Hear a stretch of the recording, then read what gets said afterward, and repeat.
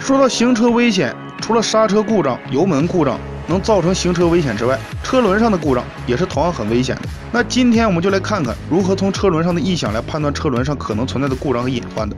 一、出现金属摩擦声。这要考虑是不是刹车片过薄。汽车的前轮刹车片一般都有电子的装置，后轮则没有，但大多会有机械的报警片。当刹车片磨得太薄时，就会发出哧啦哧啦的金属摩擦声。不踩刹车时，这种声音很小，但是在踩刹车时，声音会加重并且刺耳。此时必须立刻去 4S 店换刹车片了。二、车轮轴承异响。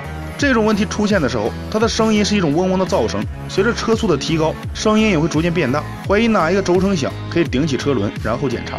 如果确实是轮胎轴承异响，建议尽快到 4S 店或者是维修厂检查更换，以免损坏车轴车体。三、螺栓出现松动。如果你感觉车辆一走一停的瞬间有哐当哐当的声音，能感觉到行驶时车身扭摆，难以驾驭，此时的紧急解决方法是赶紧拧紧螺栓，然后再到专业的汽车修理厂有目的的检修一下，看螺栓是否损坏。如果已经坏了，最好是更换掉。四、轮胎压了石子或是钉子。